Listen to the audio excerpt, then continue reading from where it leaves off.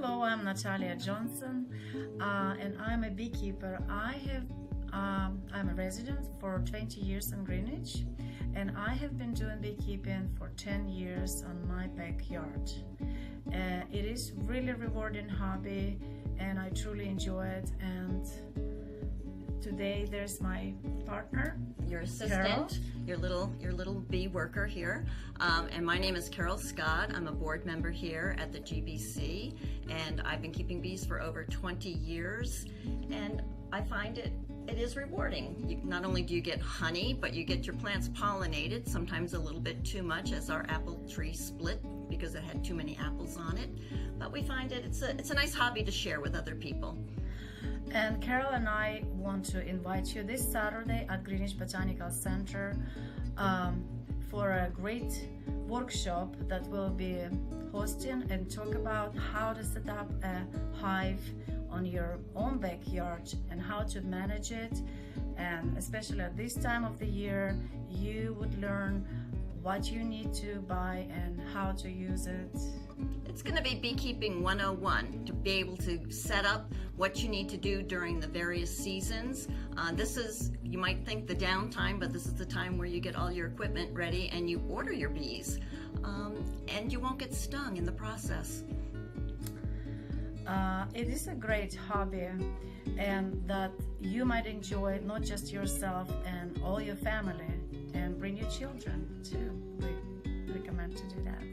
So I think it'll be a fun time if you come and join and play with us on this coming Saturday At the Greenwich Botanical Garden. Center. Thank you. How did we meet?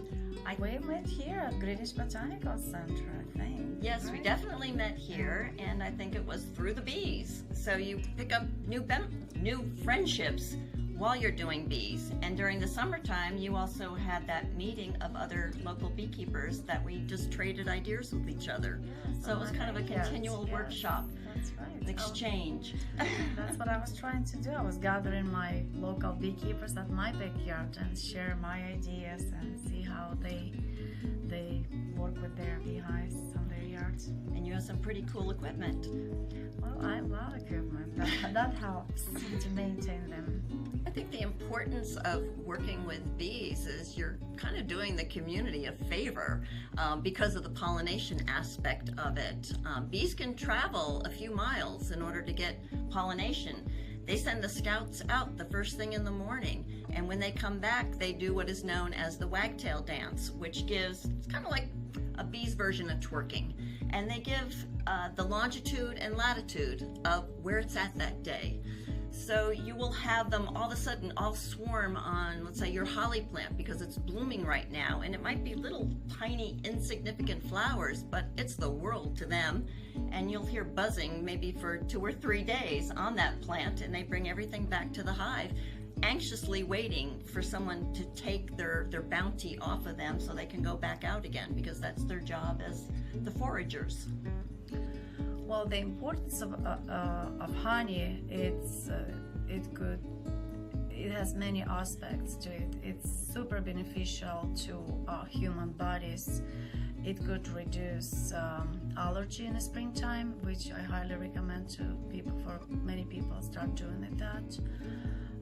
It's for some people, it's as a sweetener, could be in your tea. And it's a better use of, instead of the refined sugars, to use a natural product like honey when you're in your food, your tea, your cooking.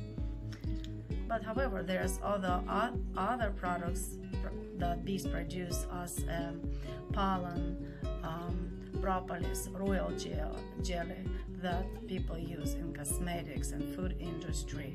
Beeswax. Beeswax is in everything. So you'll find a lot in all your cosmetics, there's some aspect of a bee in there.